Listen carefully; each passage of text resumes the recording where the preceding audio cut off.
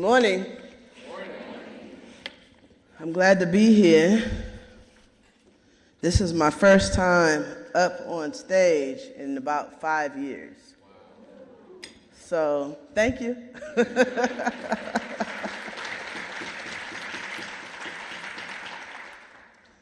Now, when they asked me to come and talk with you, they were like, can you achieve these 70 million goals? I was like, no, I can't. But I said, I would begin with some type of assessment, So maybe I should begin there, with something that acknowledges the cry that's stuck in my throat and in the chest of every person I meet these days. Something that holds up a mirror to the tears that we've locked away so we can't even get through the day, even as U.S.-funded private armies murder children in the Congo and U.S.-funded government forces murder children throughout the Arab world, as our domestic police forces carry out the charge of white nationalist movements, and here, we're rendered witnesses. A holla just stuck right in the stomach. See, I told them that's how I would start, They was like, maybe lighter. I was like, nah, I said I would start with some sort of insightful articulation of the multiple overlapping crises of pandemic, of climate emergency, unprecedented economic inequality, resurgent authoritarianism that threatens life as we know it on the planet. I told them that maybe I could start by narrating the neoliberal devolution that's eroded our public infrastructure, this extraction economy that's impoverished our communities and our spirits, this polarization of politics that's paved the way for a fascistic enterprise to sink its teeth into an already fragile and fractured democracy, a communication system captured by corporatism, conditions that fuel and condone the official and extrajudicial violence against Black, brown, Asian, poor, disabled, women's, queer, and transgender bodies. I'm talking about bodies scarred just like mine. Conditions that have marked the entirety of my 50 years of life. The broken healthcare system that took my wife's Black life at 42. My mother and aunt's Black lives at 59. My uncle's Black life at the age of 67 just a couple of months ago. And all the conditions that have left me with a body count of more than 35 loved ones, many of whom were children when I was a child. Most died before they reached the age of 50 because this is an era that seems to crave our repression and thrive on our deaths. But today, I'm talking to the we who believe. So maybe I'll start somewhere else, right? Maybe I'll start not simply by telling you what you already know, not simply by speaking to the heaviness in your chest, that wobbly feeling in your legs, the wave of sadness and lonely that sits you down at least once a day. We begin with those who we've lost because we are in the tradition of Mary Mother Jones, that labor organizer who taught us to mourn the dead and fight like hell for the living.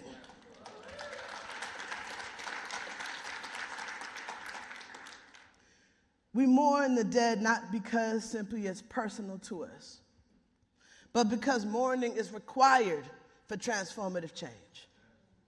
As a Black organizer, an activist, narrative strategist, I mourn because I am more likely to die whatever the crisis. Because we grow up as Black folk expecting and anticipating death. Because premature death has shaped the Black experience in America. Generation after generation, public consumption of Black pain has been an American national spectacle. I know of what I speak. I mourn because every decade of my life has been in a state of emergency. Crack, AIDS, mass incarceration, mortgage crisis, 9/11, war on Iraq. I could go on and on and on. Toni Morrison said, In her book, Beloved, there ain't a house in the country that's not packed to its rafters with some dead Negro's grief, and I know this to be true. I mourn because loss requires investment, a measure of belonging. I mourn because I learned from my mother, a leader in the Black Panther Party, and from my father, absent though he was, a member of the Black Liberation Army, and from organizers across this country, that mourning is a prerequisite to fighting like hell. It seems reasonable then, don't it? Almost liturgical, that in this period of profound loss, that we would embark upon this conversation about how philanthropy can participate in the reimagining of a new nation and a new world by first acknowledging our dead. More than 1 million lives were taken in the United States by COVID mismanagement, not by COVID itself. And almost 300,000 children lost one or both parents to COVID, while hundreds of thousands of healthcare workers whose bodies and minds broke under the pressure still continued to care for our sick, receive our dead, and save our lives. Can we give up some love for those healthcare workers?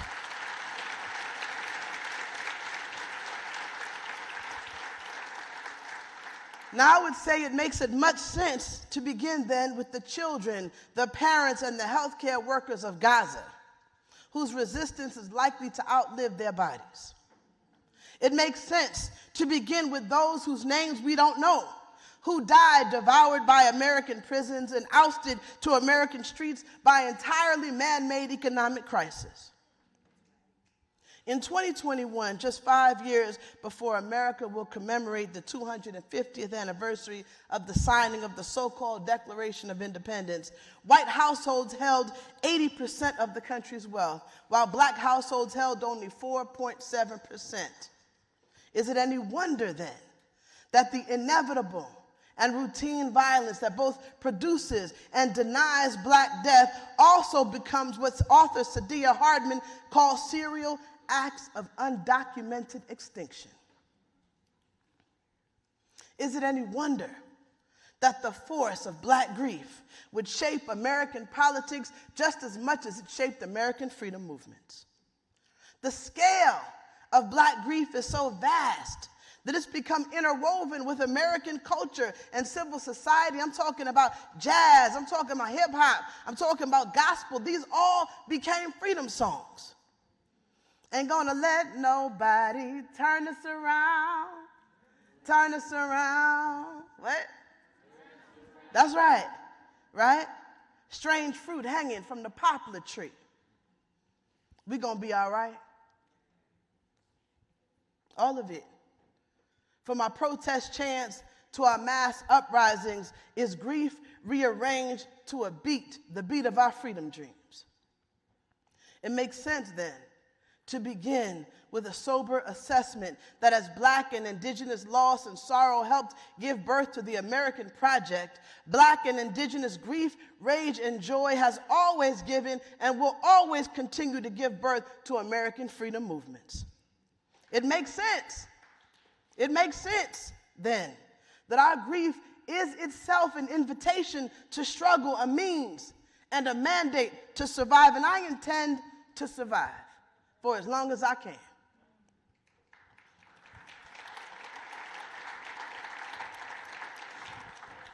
Now, this is not some perfunctory conference opening. I don't do that. So if they wanted that's not me. Should have got somebody else. This is libation in the name of liberation. And for all of our people, we begin by speaking the names we have lost. We speak for those who no longer can. So I ask you now to shout them out. Who did you lose? Janet Cyril. Say their names. Alana Devich-Cyril. Say their names. Breonna Taylor. Say their names. Pete Cyril. Say their names. Ashe. Ashe. Ashe. This is sacred. This is ceremony. This is the opening of a day, of a way forward that if we do it right, If we're strategic and thoughtful, if we're willing to feel and to risk and to challenge and to collaborate and to change, we just might be able to honor the lives taken.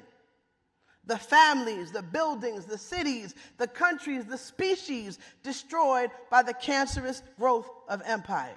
But I guess it depends, don't it? It depends. Am I talking to the we who believe? I hope somebody in here say yes. Yes. I don't know. But by the end of the day, we're going to know. You will know who you are, yes? You will decide what you'll do, yes? Yeah. I truly hope that's who I'm talking to, though. Because animated by loss and crisis, right-wing electoral victories have surged in governments all around the world, including ours. A MAGA moment has become a growing movement, fueled by deadly resentment and escalating political violence, by white anxiety over the possibility that people of color may replace white political power. I'm saying, I'm okay with that. And yes, even by sorrow over the very real losses of the economy and the opioid crisis. I say. This fascistic movement has already captured the Supreme Court. It's already infiltrated or aligned with various sectors of government and segments of civil society. They know perfectly well that American democracy, as imagined by patriarchs, as imagined by white nationalists, as imagined by Christian fundamentalists, and as imagined by Zionists, whether neoliberal or fascistic, cannot fulfill its aims without the violent dispossession, dehumanization, and subjugation of the rest of us. Ashe.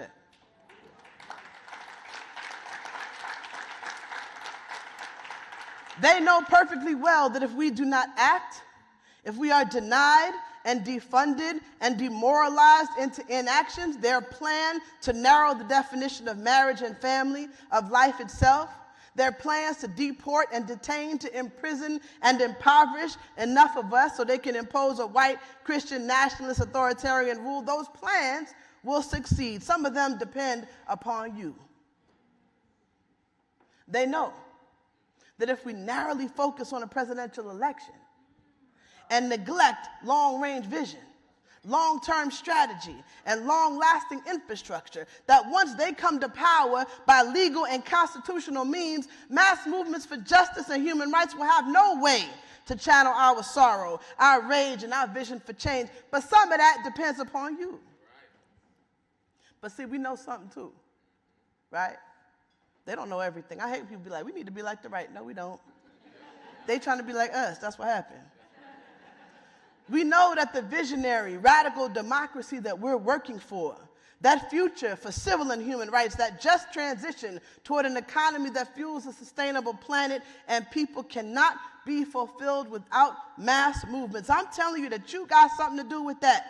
See, I'm talking about mass movements rooted by anchor institutions that are resourced in every neighborhood in America. Come on. I'm talking about mass movements fueled by visionary leadership, by organized people power, by a multifaceted strategy that exists beyond policy, a popular and prefigurative culture of resistance and care that not only foreshadows a reimagined democracy, but come on, reconstitutes it entirely. Are you ready for that? I am. I'm talking about mass movements fueled by the reclamation of resources that have been extracted from our communities over centuries, and you have something to do with that. Yes. See, the thing is, philanthropy either fuels freedom movements or it weakens them.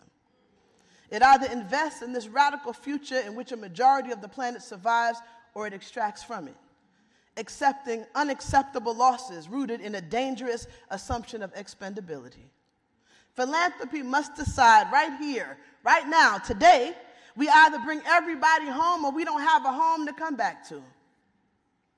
Neoliberalism offered us a false neutrality, where maybe progressive philanthropy could be liberal. You could maybe stand still in hopes that maybe the right would notice you.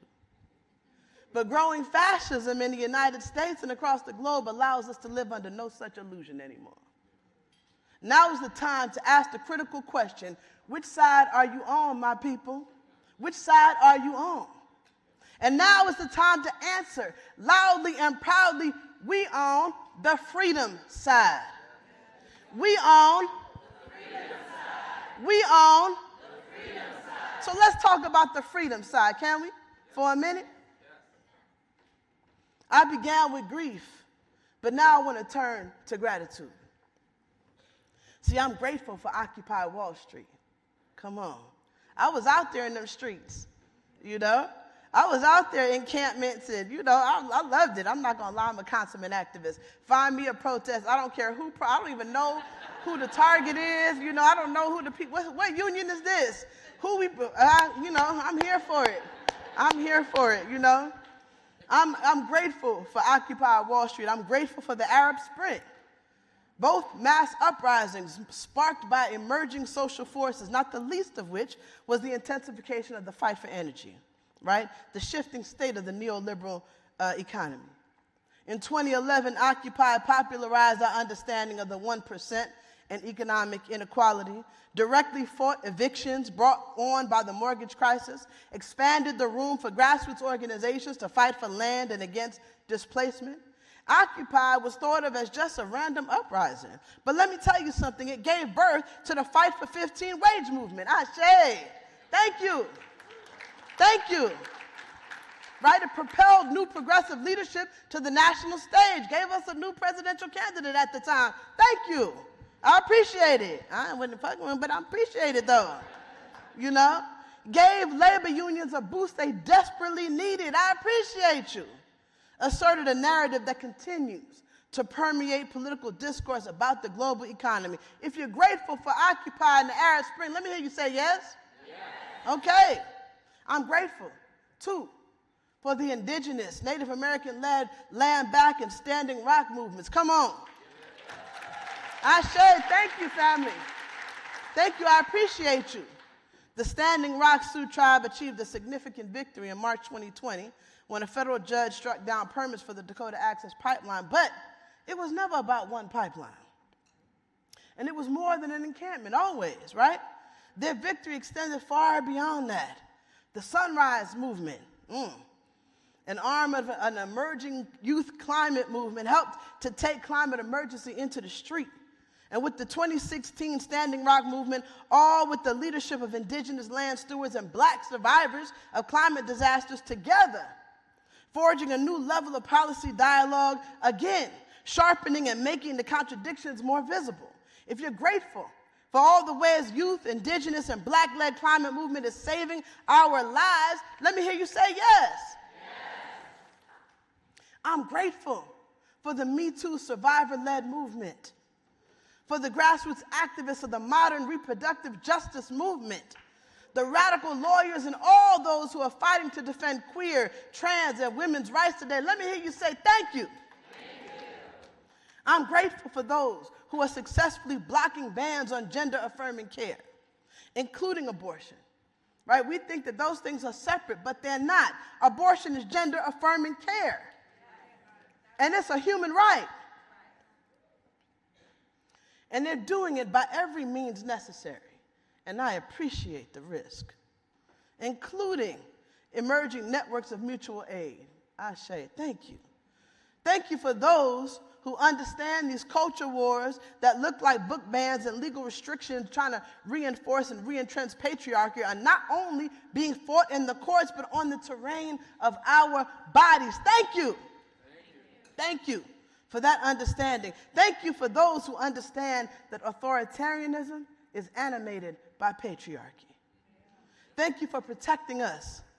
Thank you for protecting us from a new wave and type of miscegenation, a narrowing of the definition of marriage and family that would undermine not only recent gains for queer and transgender people, but for all of you, for a century of equal protection laws for everybody. If you're grateful for movements for gender justice, let me hear you say yes. Yes. We need to speak our gratitude with our chests, because they're the ones out in the streets making life safer, more equitable, more livable for you, for your kids, for your grandkids, for your parents. So I'm going to speak my gratitude with my chest. As right-wing ethno-nationalism competes for the loyalty of the working class, I'm grateful for the militancy of multiracial movements for immigrant rights. Ashe. Thank you. Thank you to all my migrant brothers and sisters. I thank you for helping to expand the way we think about citizenship. This is a nation that has always divided between the citizen and the slave.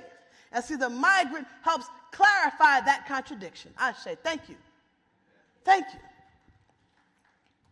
I'm grateful for those whose bodies are continuing to block deportation buses. They give me hope that we can face head-on the mass raids and deportations that are likely to come. That we can block the impending restrictions on asylum seekers. That we can free all those who remain in detention, those who state by state are winning legislative victories that move us toward health care and economic justice for all people. I'm grateful, especially for them young, undocumented organizers who refused, they refused to bargain for their own rights on the backs of their parents. Ashe. Ashe. Thank you. Thank you.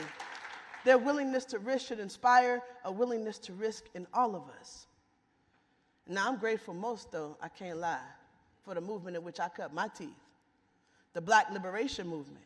They say BLM means Black Lives Matter, but when I was a child, it meant the Black Liberation Movement, so that's what I'm talking about, okay? Black Lives Matter, movement for Black lives. Let me tell you, in 2023, we had celebrated a decade of victory, of complexity, of leadership, and I'm proud and I'm grateful. Yeah. This movement wasn't born when George Zimmerman murdered Trayvon Martin. Trust.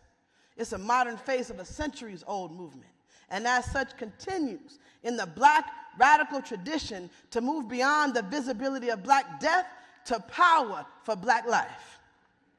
It secures a future for everybody. I'm grateful for the ways that we have helped lead movements for abolition, forcing the nation to rethink centuries of punishment and policing for everyone. I'm grateful for the cultural battles against the representations of colonialism and slavery that have been erected throughout the nation, and in particular in the South. We pulled down them statues and we made them relics, directly confronting the emboldened white nationalist right. When we protect Black voters, we protect every voter. When we expand the voting rights of Black voters, we expand voting rights for everybody.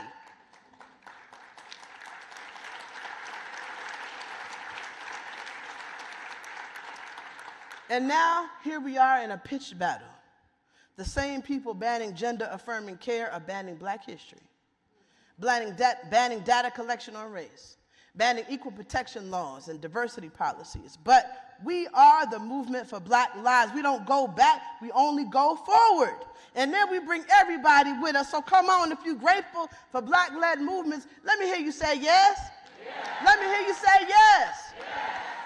Look, while the right mobilizes a politic of rage, the left is often forced, let's say it that way, to navigate the remains of sorrow.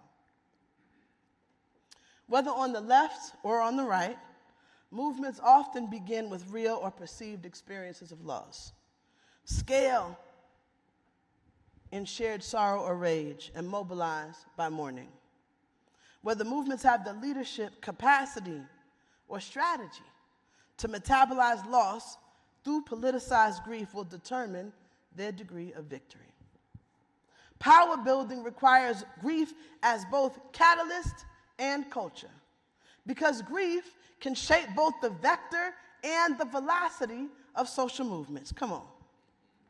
When I call upon you to fund grief, I'm asking you to fund victory.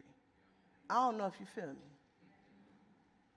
Collective grief isn't emotion. It's the collective action process by which we organize emotion and convert loss into power. Grief doesn't need to be healed. Grief is the process by which we deliver a healing.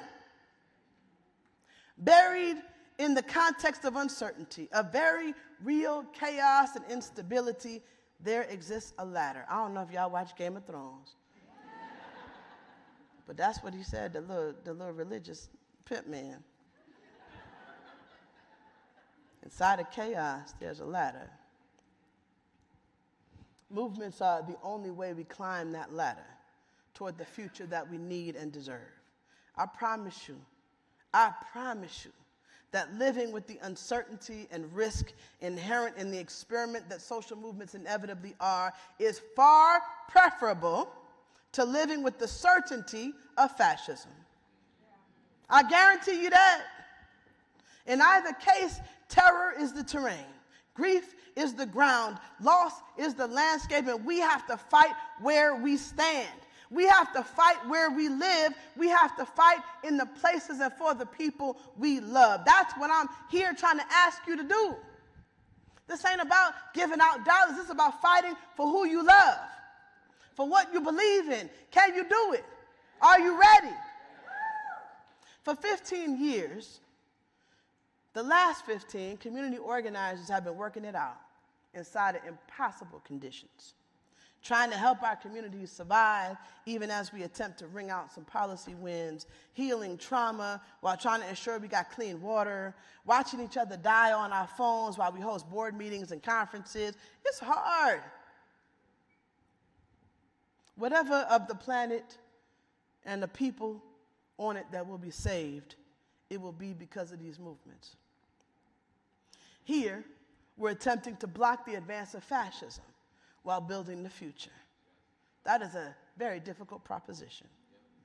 Whatever 22nd century radical or representative democracy will be, it will be shaped by the organizers and organizations of the 21st century. And you know what? We could use your help. We could use your help. See, we've witnessed the rise of what I call a gilded age of capitalist accumulation. An accumulation branded thinly with democracy, but wholly dependent on a very porous border with death. Gilded, you know what that means?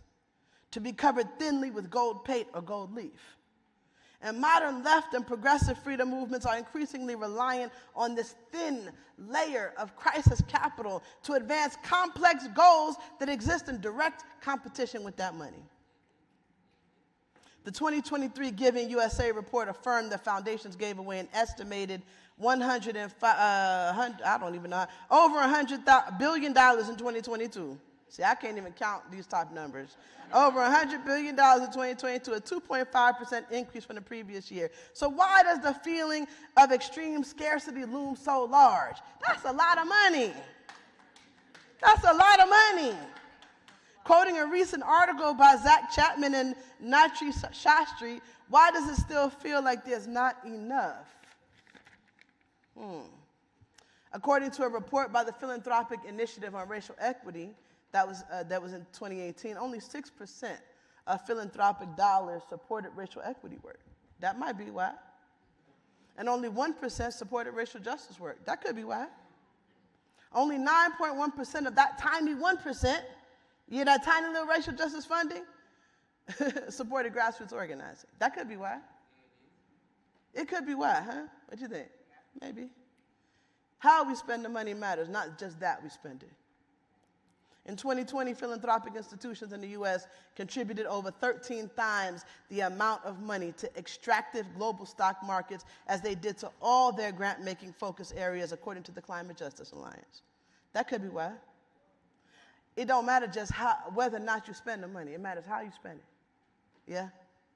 We got a mismatch here, and we need to line it up. This is the bottom line. Freedom Summit is here, baby. And you are the new Freedom Riders.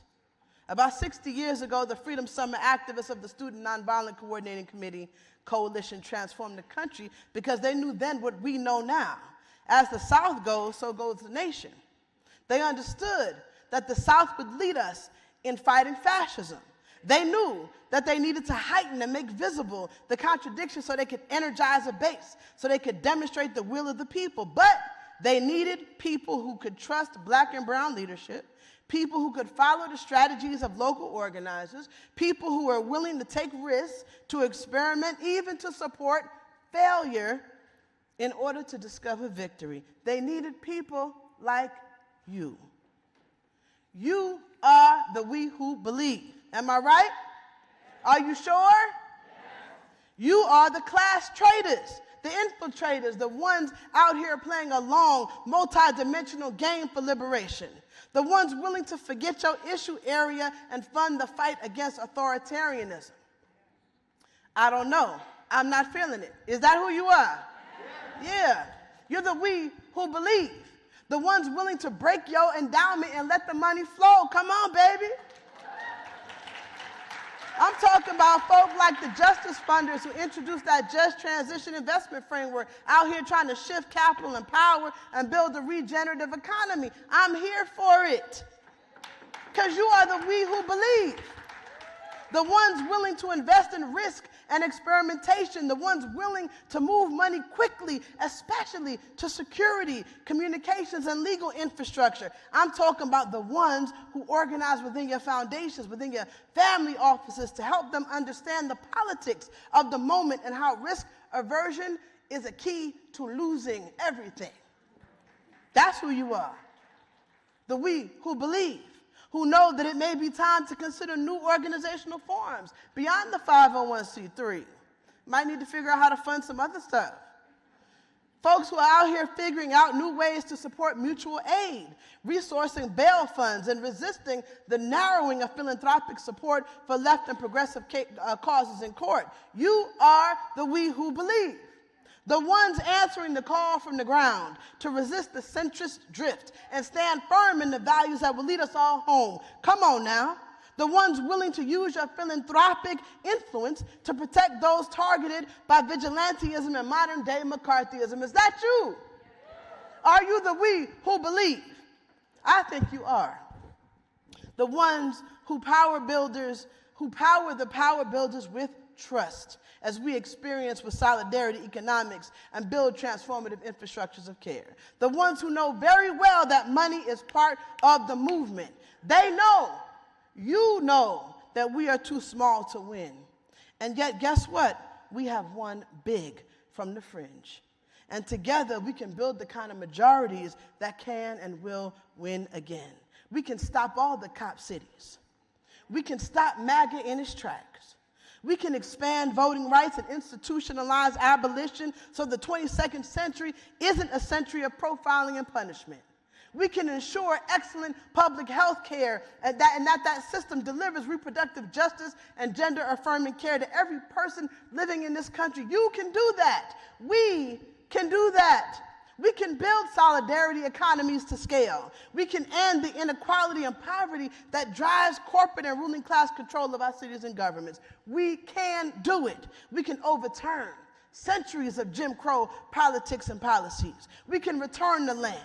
We can open the borders. We can protect the seas. We can reduce our carbon footprints and energy reliance. We can save millions, billions of lives. It depends, though, on you. I'm telling you that when you believe in us, we will win for you, for everybody, for us all. But you have to decide whether or not you are the we who believe. So when somebody asks you, what side are you on? What's your answer? What's your answer? What's your answer? What's your answer? The freedom side. Ashe.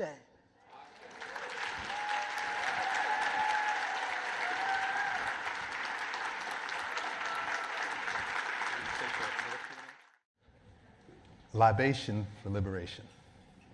Ashe. So if we didn't have such a sensational landscape of conference, we just scrap the rest of the day and just sit here and rap for a while. But we do. And I believe there's a QR code that's about to go up on the screen. We will try to get to a couple of your questions if you want to submit them. But I do want to start just by struck by how you have flipped this narrative that we have to suppress our grief in order to achieve victory.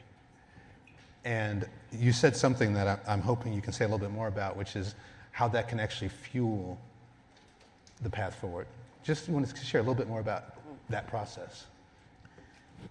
My mom died in 2005, And she died after a long battle with a genetic disease called sickle cell anemia, lifelong battle. So I grew up with a person who was dying, always, from the time I was born. My wife died in 2018 after a 2.5-year battle with cancer. And these are two people, obviously, who shaped my world, but also two people who I fought alongside in movements, you know, two people who helped me to understand that when we talk about grief, you know, people think we're talking about sorrow.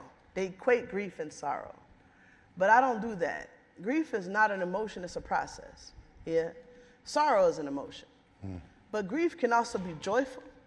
It can also be full of rage. It can be full of a lot of things, but you know what it's not full of? Indifference. In fact, I think indifference is the opposite of grief. It's the antagonist to grief, apathy.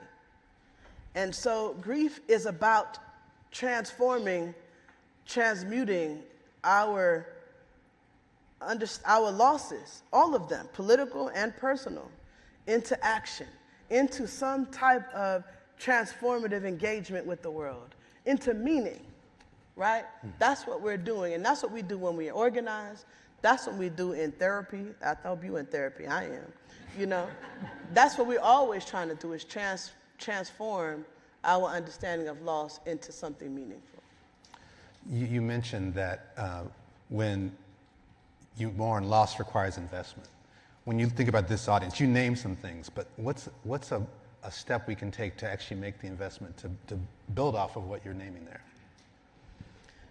You know, I am a firm believer in that trust-based philanthropy, you know, and I feel like there are so many ways to, let me say it like this.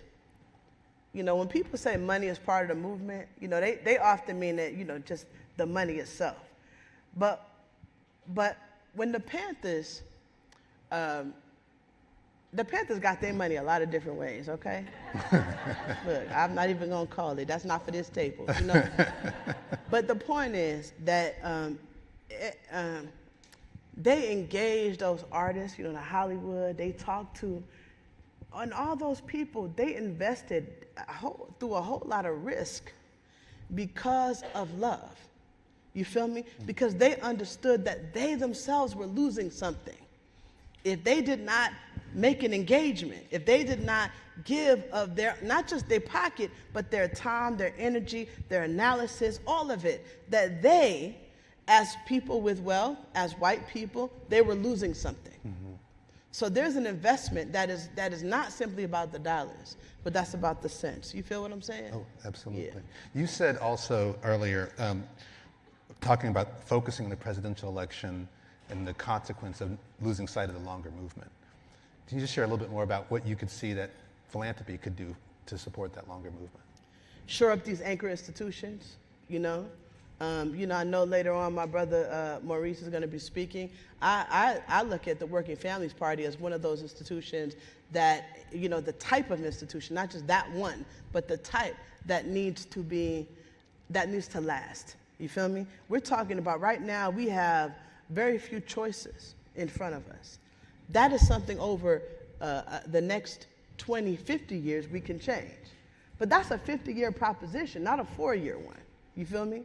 So when we, you know, every 4 years we out here like, damn, I wish we had a third party. It's not going to happen in 4 years. It's going to happen in 50 years. So invest in a 50-year strategy. Invest in a 100-year strategy. When we talk about the healthcare system, you know, I want a public health. My family members have died because of the poor quality of our healthcare. They died because they couldn't get the care that they needed and deserved. So I'm like, I don't care about the campaign for now as much as I care about the campaign for 100 years from now. When the great grandkids gonna have a public health care system they can rely on? And how will they get it if we don't make a long-term investment? And I don't know about, you know, I'm not a financial consultant. I don't know how you do that with your money, but I'm a political strategist and I know how we do it with campaigns. We need to make a 100-year vision and then you need to fund it. That's how it goes.